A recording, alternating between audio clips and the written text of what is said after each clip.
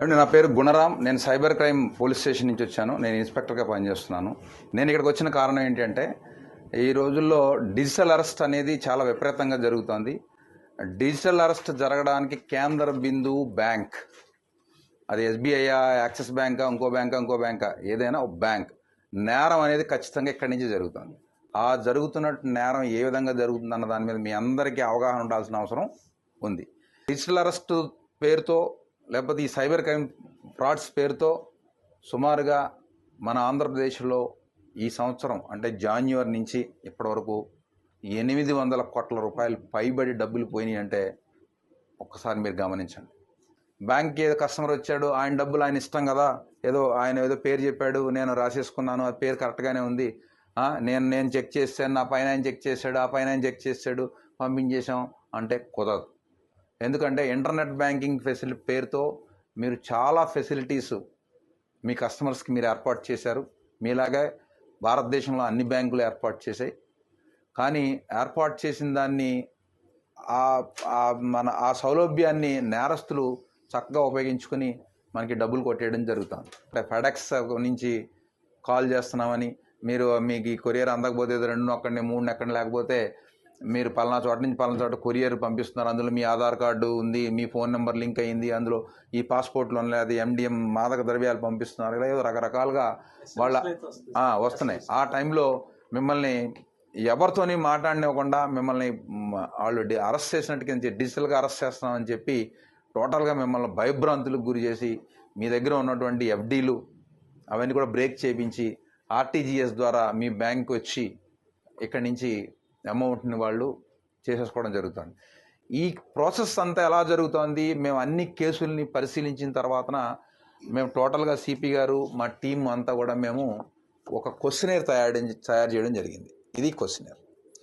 ఈ క్వశ్చనేర్ కనుక మీకు ఎవరైనా జాగ్రత్తగా వినండి, మీకు దగ్గరికి ఒక కస్టమర్ వస్తారు, అకౌంట్ నుంచి 2 లక్షల రూపాయలు పైబడి వేరే అదర్ స్టేట్ ఖాతాకి దేనికైనా వాళ్ళు ఎక్కువ అమౌంట్ ట్రాన్స్ఫర్ చేస్తున్నారు అంటే మీరు ఫస్ట్ చేయాల్సింది ఏంటి? అలా ఎందుకు డబ్బు ట్రాన్స్ఫర్ చేస్తున్నారు, కారణం ఏంటి? వాళ్ళు ఏదో చిన్న పొడి వాళ్ళు భయంలో ఉంటారు. అది మీరు గమనించాలి. అతన్ని గమనించాలి. అతని మొహం కవళికలు ఎలా ఉన్నాయి, ఫోన్లో మాట్లాడుతున్నాడా, ఏం చేస్తున్నాడు, ఏంటి, ఫోన్ అవసరం ఫోన్ కట్టేమని చెప్పాలా, కట్టనండి, లేదు నాకు ఏదో అంటాడు అంటే మీరు వెంటనే పట్టుకోవాలి, ఏదో జరుగుతుంది. ఇది మీరు అడ్డంగా అవసరమైతే గొడవ పెట్టుకోండి, ఏం పర్వాలేదు, మాకు ఫోన్ చేయండి, మేము వస్తాం. ఇప్పుడు మొన్న ఇదే SBI బ్యాంకులో 1,25,00,000 ఒక్కసారిగా వెళ్ళిపోయినాయి.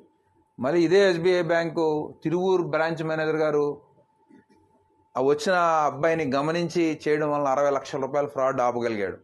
ఇదే మహబూబ్ నగర్లో SBI బ్రాంచ్లో ఇలాగే ఒక బ్యాంక్ మేనేజర్ గారు వెంటనే మాట్లాడి అక్కడ కూడా ఆపగలిగాడు. మీరు కొన్ని క్వశ్చనేర్ వాళ్ళు ఖచ్చితంగా మీరు అడగాలి. ఆ క్వశ్చన్ ఏం అడగాలి అన్నది నేను మీకు చదివి వినిపిస్తాను. ఈ ఖచ్చితంగా మీ మైండ్లో, అందరి మైండ్లోనూ ఉండాలి.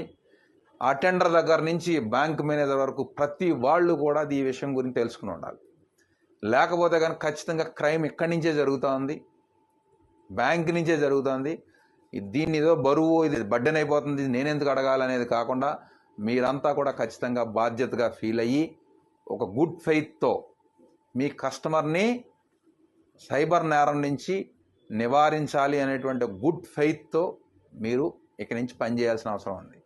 ఇలా చేస్తేనే, మనందరం కలిసికట్టుగా ఇలా చేస్తేనే ఈ నేరాల్ని అరికడతాం. దీని గ్రావిటీ ఎంత ఉంది అంటే లాస్ట్కి మన దేశ ప్రధానమంత్రి గారు మన్ కీ బాత్ కార్యక్రమంలో డిజిటల్ అరెస్ట్ గురించి చెప్పేటువంటి పరిస్థితి వచ్చింది అంటే ఈ నేరం తాలూకా తీవ్రత ఏ విధంగా ఉందో మీరంతా గమనించాలి. మళ్ళీ ఫామ్ నెక్స్ట్ ఎవరికో పంపిస్తారు, నెక్స్ట్ బ్యాంకు మీరు వచ్చింది కదా అని ఇలా గీసేసి సంతకాలు పెట్టేసేసి మనం ఇలా చేసేస్తామంటే మాత్రం ఇక్కడి నుంచి కుదరదు. తేడా వచ్చిందంటే మీరు కూడా కేసుల్లో ఇరుక్కుంటారు. టార్గెట్ పీపుల్ ఎలా గుర్తించాలి అంటే 2 లక్షల రూపాయలు పైబడి తన SBI అకౌంట్ నుంచి, సేవింగ్స్ అకౌంట్ నుంచి ఎవరైతే నెక్స్ట్ కరెంట్ అకౌంట్స్ ఉంటాయి కదా, ఆ కరెంట్ అకౌంట్కి RTGS ద్వారా ట్రాన్స్ఫర్ చేయాలని అనుకుంటారో వాళ్ళని మీరు ఫస్ట్ టార్గెట్ గ్రూప్గా మీరు గుర్తించి అయ్యా ఎందుకు చేస్తున్నారు, ఏం క్వశ్చన్ అడగాలంటే మీ పేరుతో అరెస్ట్ వారెంట్ జారీ అయిందని ఎవరైనా మిమ్మల్ని భయపెట్టారా, మీరు స్పందించకపోతే వెంటనే అరెస్ట్ ఆర్డర్ అమలవుతుందని బెదిరించారా? మీ మీద నాన్ బెయిలబుల్ కేసు నమోదైందని చెప్తున్నారా? మీ కేసు లా ఎన్ఫోర్స్మెంట్ ఏజెన్సీలకు పంపించామని బెదిరిస్తున్నారా? అరెస్టుకు ముందు ఇది మీకు చివరి హెచ్చరిక అని బెదిరించారా? మీ ఖాతాలో అనుమానాస్పద లావాదేవీలు గుర్తించామని చెబుతున్నారా? మీ ఫోన్ నెంబర్ క్రిమినల్ కార్యకలాపాలకు లింక్ అయిందని భయపెడుతున్నారా? విదేశాలకు కొరియర్ ద్వారా పంపుతున్న ల్యాప్టాప్లు, పాస్పోర్ట్లు, సిమ్ కార్డులు, మాదక ద్రవ్యాలు వంటి నిషేధిత వస్తువులు మీ పేరుపై ఉన్నట్లు ఎయిర్పోర్ట్లో గుర్తించామని చెబుతున్నారా? మీరు నిషేధిత కంటెంట్, ఉదాహరణకు చైల్డ్ పోర్నోగ్రఫీని యాక్సెస్ చేశారని ఎవరైనా బెదిరించారా? ఈ లావాదేవీకి సంబంధించిన వ్యక్తి మీకు వ్యక్తిగతంగా తెలుసా? డిజిటల్ అరెస్ట్, ఫైన్ లేదా నాన్ బెయిలబుల్ కేసు పేరుతో మీపై ఒత్తిడి తెచ్చి డబ్బులు ట్రాన్స్ఫర్ చేయాలని చెప్పారా? మీరు ఎవరితోనైనా ఫోన్లో మాట్లాడుతున్నారా? సిబిఐ, కస్టమ్స్, ఈడీ లేదా పోలీస్ అని చెప్పి మీకు వీడియో కాల్ చేసి చూపించి భయపెట్టారా? లింక్ లేదా ఈమెయిల్ ద్వారా డబ్బులు పంపాల్సిందిగా ఒత్తిడి తెస్తున్నారా? మీ బ్యాంకుల్లో ఉన్న ఫిక్స్డ్ డిపాజిట్లు రద్దు చేసి డబ్బులు పంపమని భయపెడుతున్నారా? మీకు గల ఆదాయ వనరులు 1 సంవత్సర కాలానికి లెక్కగట్టి దానిలో సగం డబ్బులను పంపమని బెదిరిస్తున్నారా? ఈ ఖాతాకు గతంలో మీరు ఎప్పుడైనా నగదు చెల్లింపు చేశారా? మీరు ఈ లావాదేవీ చేయకపోతే చట్టపరమైన సమస్యలు ఎదురవుతాయని బెదిరించారా? CBI, ED, customs, police video call ద్వారా అరెస్టులు చేయవని మీకు తెలుసా? సైబర్ నేరాల పట్ల అప్రమత్తంగా ఉండి వెంటనే 1930కి కాల్ చేయండి. నేను యాక్చువల్గా ఈ క్వశ్చన్ అంతా చదవడానికి 1 మినిట్ లేదా 1.5 మినిట్ పట్టింది. కస్టమర్ని మీరు జాగ్రత్తగా ఛాదస్తంగా అతను తిడతాడ తర్వాత విషయం తర్వాత, ముందు ఈ క్వశ్చనేర్ కనుక మీరు అతనికి వేయగలిగితే ఈ క్వశ్చన్స్ అన్నీ కూడా ఆల్రెడీ అతను ఫేస్ చేసి ఉంటాడు. అతను ఒక భయంలో మీ దగ్గరికి వస్తాడు, ఓ భయంలో ఉంటాడు.